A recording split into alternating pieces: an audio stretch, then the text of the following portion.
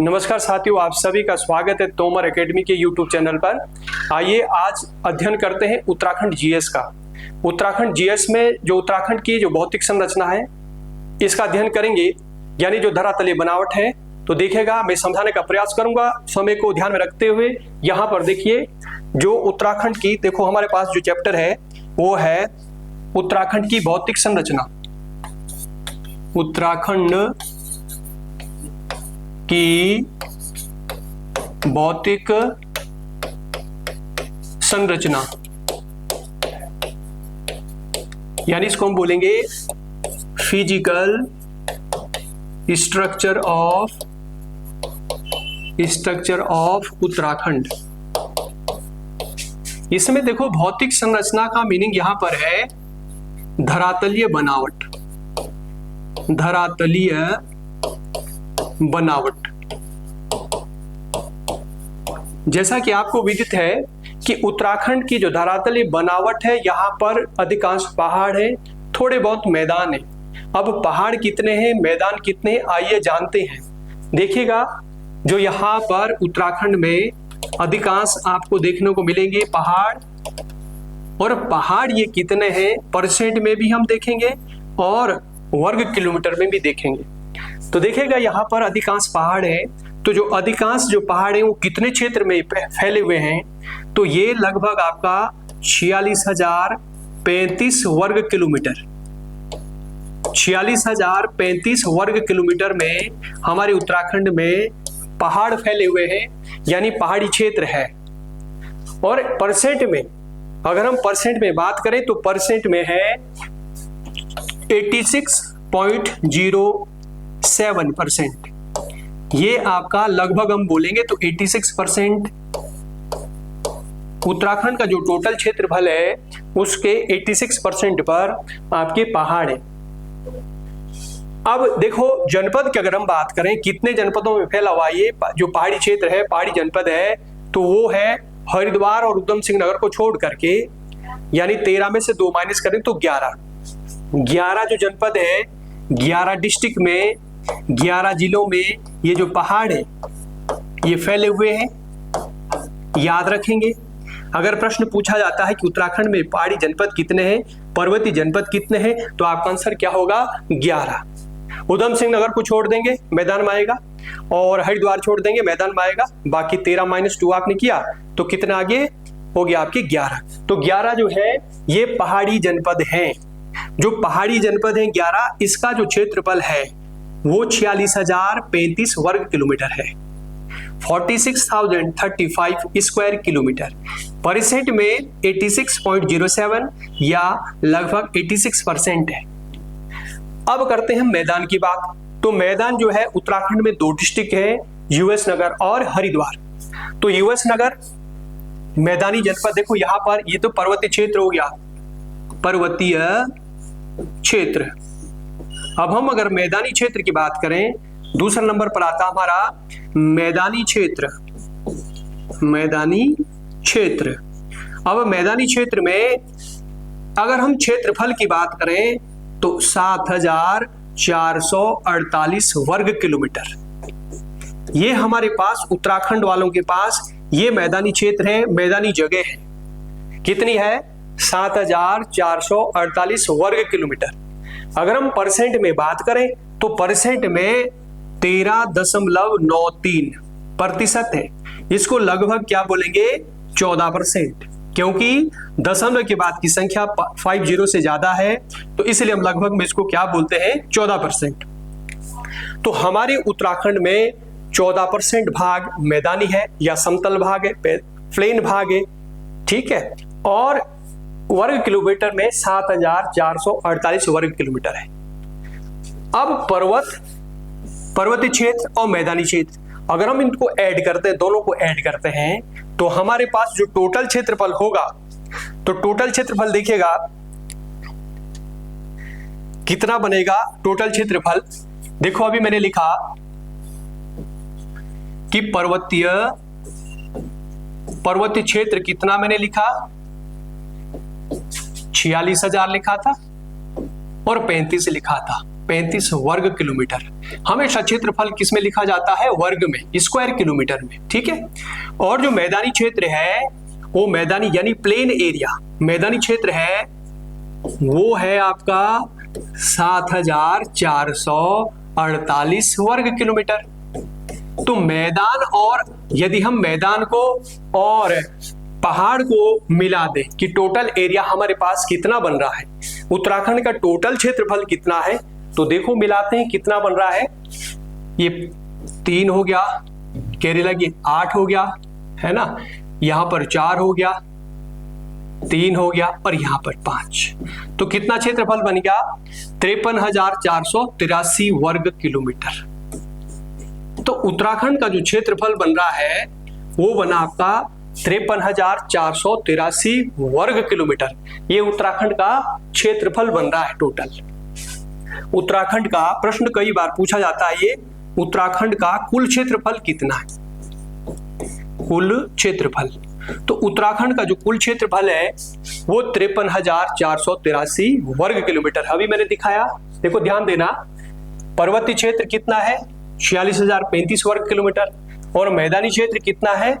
7,448 वर्ग। दोनों को ऐड किया तो हमारे पास कितना बन गया? 53,483 वर्ग किलोमीटर।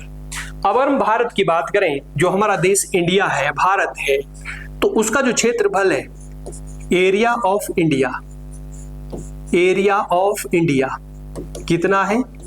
32,87,263 वर्ग किलोमीटर। ये हमारे भारत का क्षेत्रफल है। अगर हम भारत के संदर्भ में उत्तराखंड का क्षेत्रफल देखें कि हमारे पास उत्तराखंड के पास कितनी जगह जमीन है, तो इसका कितना परसेंट है भारत के क्षेत्रफल का, उत्तराखंड कितना परसेंट है, तो देखो कैसे निकालेंगे। परसेंट अगर हमने निकालना उत्तराखंड कितना परसेंट है, तो हमारे पास 53,483 वर्ग किलोमीटर उत्तराखंड का है, और भारत का क्षेत्रफल नीचे लिखेंगे और यहां पर 100%। तो जब हम इसको कैलकुलेट करेंगे तो हमारे पास 1.69%। तो उत्तराखंड का जो क्षेत्रफल है भारत के क्षेत्रफल का 1.69% है। याद रखना, ये प्रश्न कई बार पूछा हुआ है कि उत्तराखंड का क्षेत्रफल भारत के क्षेत्रफल का कितना परसेंट है, तो ये आपका आंसर क्या होगा? 1.69%। क्लियर हो गया? अब इसमें देखो, ये तो हमने बात कर ली कि पर्वतीय क्षेत्र में जनपद 11 है, मैदानी क्षेत्र में 2 ही आते हैं, उधम सिंह नगर और हरिद्वार आते हैं, ठीक है, उधम सिंह नगर और हरिद्वार। तो इसमें देखिएगा, अब करते हैं हम, ये तो क्षेत्रफल की बात हो गई। इसके बाद हम करते हैं जो हमारा उत्तराखंड है, जो ग्लोब पर है, उसका विस्तार कितना है। तो जानते हैं कि ग्लोब पर उत्तराखंड का विस्तार कितना है, किस तरह से है। तो देखिएगा, आगे बढ़ते हैं, ठीक है। उत्तराखंड का ग्लोब पर विस्तार, उत्तराखंड का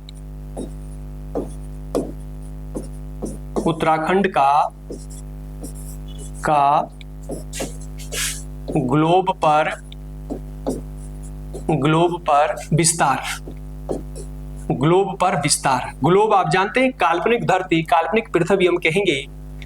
देखो ग्लोब आप जानते हैं, जो ग्लोब है इस पर कुछ खड़ी रेखाएं होती हैं, है ना, और इस पर कुछ क्या है? पड़ी रेखाएं। तो जो पड़ी रेखाएं उसको क्या बोलते हैं? अक्षांश, अक्षांश रेखाएं, ये आप जानते होंगे। और जो खड़ी रेखाएं उसको क्या बोलते हैं? देशांतर रेखाएं।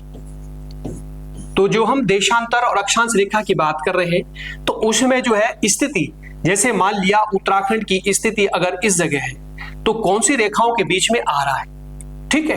देखो यहां पर जैसे हम इंडिया की बात करें, है ना,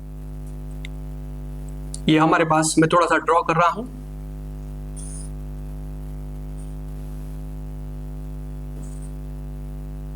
ये मान लिया यहां पर आपका उत्तराखंड है, ठीक है। तो उत्तराखंड से देखो यहां पर जो रेखाएं जा रही ना, इससे, है ना, ऐसे कुछ रेखाएं जा रही है, जिसको हम पड़ी रेखाओं को अक्षांश बोलते हैं और खड़ी रेखाओं को क्या बोलते हैं? देशांतर रेखाएं। तो उत्तराखंड की जो स्थिति है, अगर हम उत्तराखंड की बात करें, देखो ये उत्तराखंड है आपका, उत्तराखंड की बात कर रहे हैं, है ना, तो उत्तराखंड की अगर हम बात कर रहे हैं तो ग्लोब पर इसका विस्तार कितना है? तो देखो यहां पर अगर हम दक्षिण से लें तो 28 डिग्री से है, यहां पर जो ये लाइन है 31 डिग्री, और यहां पर 43 मिनट है, और यहां पर 27 मिनट। तो दक्षिण से यहां से उत्तर की ओर क्या है? 28 डिग्री 43 मिनट से 31 डिग्री 27 मिनट उत्तरी अक्षांश, उत्तरी अक्षांश, ये विस्तार है इसका उत्तराखंड का। और अगर हम ऐसे में बात करें इधर को, जो एक खड़ी रेखा है देशांतर रेखा, इसमें क्या स्थिति है? तो यहां पर है 77 डिग्री और यहां पर आपका है 81 डिग्री। ठीक है, तो यहां पर 77 डिग्री 34 मिनट से 81 डिग्री 2 मिनट, ये आपका यहां से इधर को, ये हो गया आपका पूर्वी देशांतर, पूर्वी देशांतर। तो इसके मध्य है हमारा उत्तराखंड। अगर आप यहां से ऐसे में देखें तो ऐसे में कितना फैलाव है? तो 77 डिग्री से जो ये देशांतर वाली रेखा जा रही है 77 डिग्री वाली, तो यहां से लेकर के 81 डिग्री तक हमारा उत्तराखंड फैला हुआ है। ठीक है, अगर ऐसे में देखेंगे आप तो ऐसे में जो 28 डिग्री है तो दक्षिणतम रेखा है उत्तराखंड की, तो यहां से ऐसे कितना फैला हुआ है? तो यहां से 28 डिग्री से 31 डिग्री। तो यहां पर जो ऐसे में फैला है, जो अक्षांश रेखाएं है, तो ऐसे में जो फैला उसको बोलते हैं अक्षांश विस्तार। तो अक्षांश विस्तार कितना है उत्तराखंड का ऐसे में? ठीक है, यानी इसको हम क्या बोल सकते हैं? ऐसे में जो चौड़ाई है, ऐसे में जो फैला हुआ है, इसको हम क्या बोलेंगे?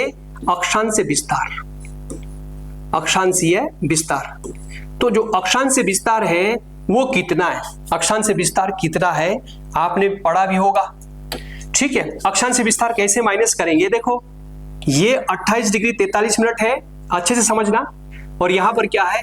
31 डिग्री 27 मिनट है। इसमें से हम क्या, जो 31 डिग्री 27 मिनट है, इसमें से हम ये फैलाव देखेंगे, यहां पर 28 डिग्री 43 मिनट है, तो इसमें से हम इसको माइनस करेंगे। देखो किस तरह से निकालेंगे अक्षांश विस्तार ना, ये 31 डिग्री है 27 मिनट, और यहां पर नीचे है 28 डिग्री और 43 मिनट।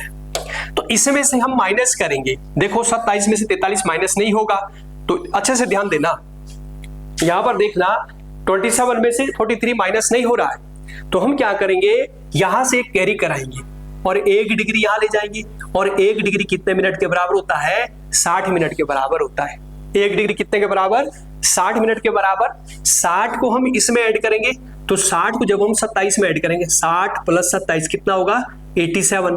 अब 87 से माइनस करेंगे इसको, तो 87 से जब -7 में से 4 माइनस हो गया, 7 में से 3 माइनस हो गया 4, 8 में से 4 यानी 44 मिनट।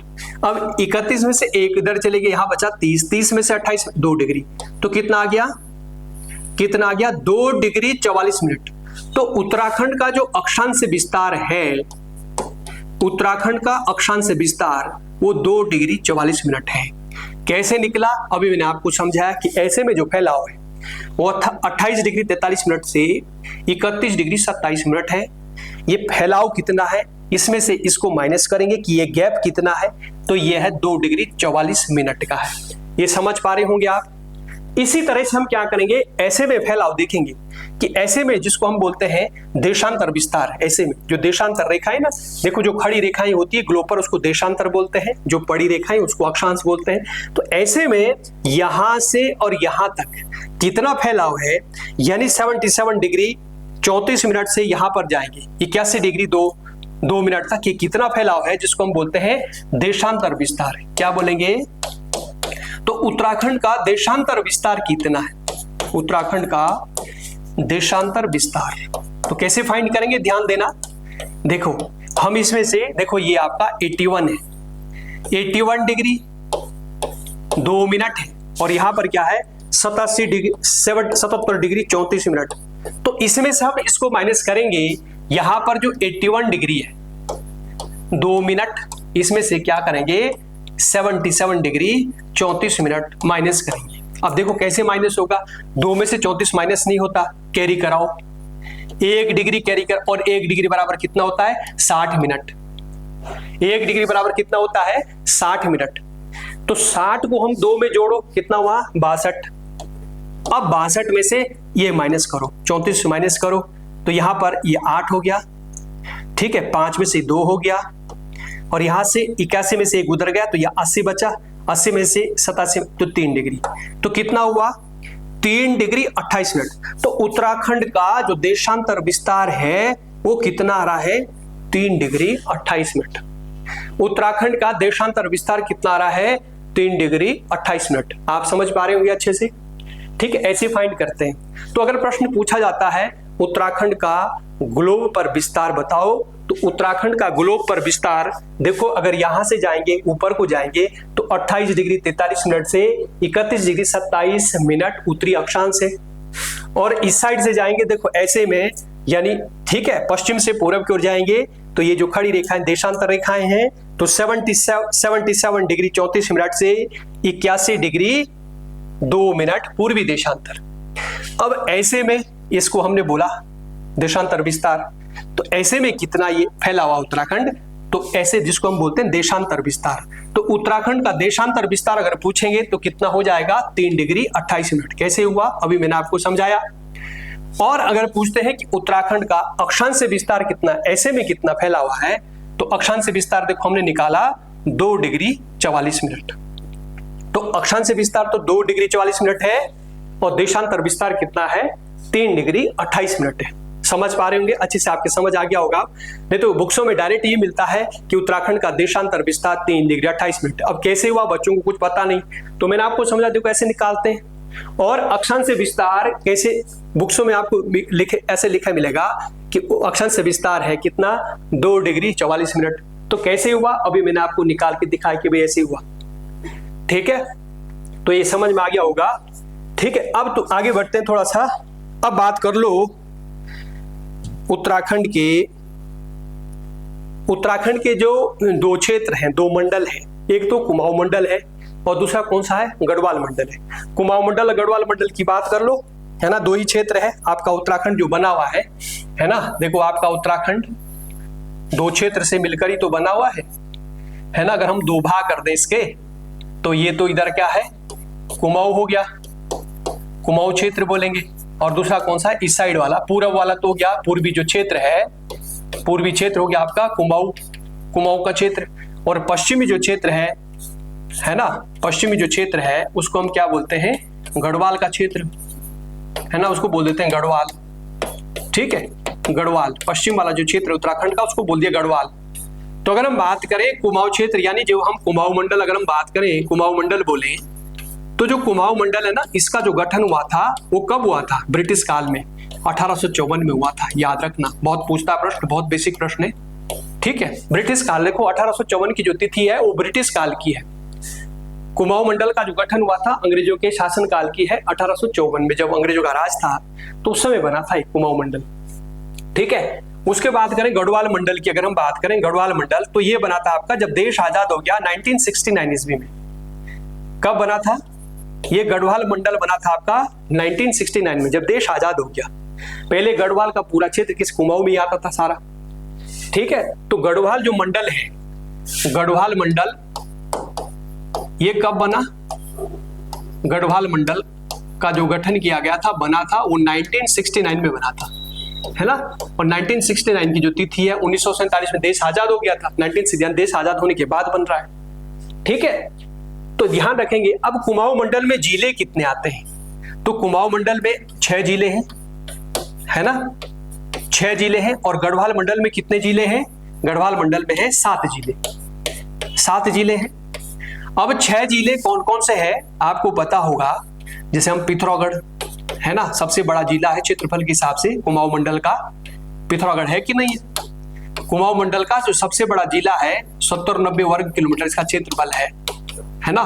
कुमाऊं मंडल का सबसे, अगर प्रश्न पूछता है कि कुमाऊं मंडल का सबसे बड़ा जिला कौन सा क्षेत्रफल की दृष्टि से, तो इसका आंसर क्या हो जाएगा? पिथौरागढ़ है।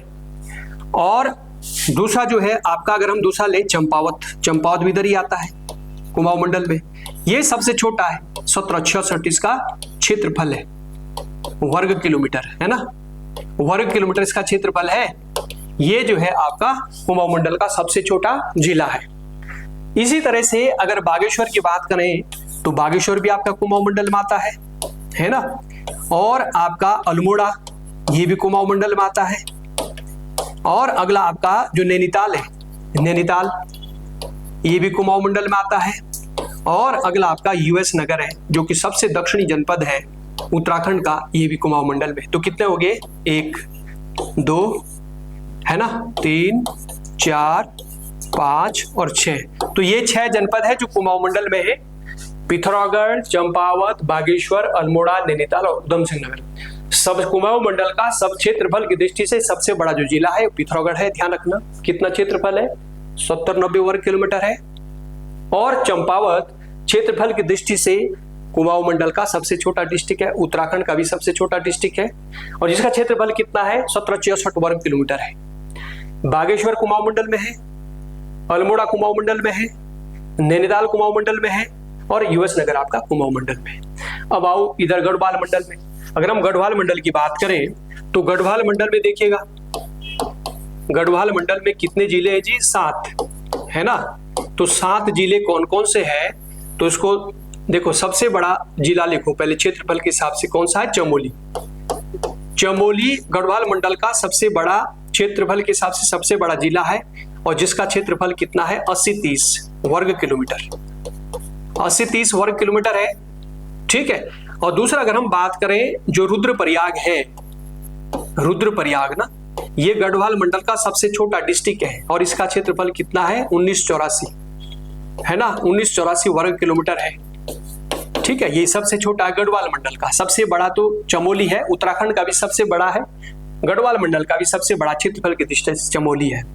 सबसे छोटा रुद्रप्रयाग है। रुद्रप्रयाग के अगर बगल में बात करें तो टिहरी आता है, तो टिहरी भी आपका इसी में हो गया है ना, गढ़वाल मंडल में है। उसी के बगल में आपका उत्तरकाशी है, ये भी आपका किस में हो गया, ये भी आपका गढ़वाल मंडल में है। यहीं पर उत्तरकाशी से लगा हुआ आपका देहरादून है, तो देहरादून भी आपका गढ़वाल मंडल में आता है। इसी से लगे देहरादून से लगा हुआ हरिद्वार है ना, ये भी आपका किस में, ये भी आपका गढ़वाल मंडल में है। और पौड़ी जो डिस्ट्रिक्ट है ये भी आपका किस में है, गढ़वाल मंडल में। तो क्या 7 आगे, चमोली 1, रुद्रप्रयाग 2, टिहरी 3, उत्तरकाशी 4, देहरादून 5, हरिद्वार 6 और पौड़ी 7। तो ये 7 डिस्ट्रिक्ट है जो कि गढ़वाल मंडल में के डिस्ट्रिक्ट है, गढ़वाल मंडल के क्या है, जिले हैं। तो गढ़वाल मंडल के जिले हैं वो 7 हैं और कुमाऊं मंडल के जिले हैं वो 6 हैं। गढ़वाल मंडल का क्षेत्रफल के हिसाब से सबसे बड़ा जो जिला चमोली है और सबसे छोटा गढ़वाल रुद्रप्रयाग है। कुमाऊं मंडल की अगर बात करें तो कुमाऊं मंडल का क्षेत्रफल के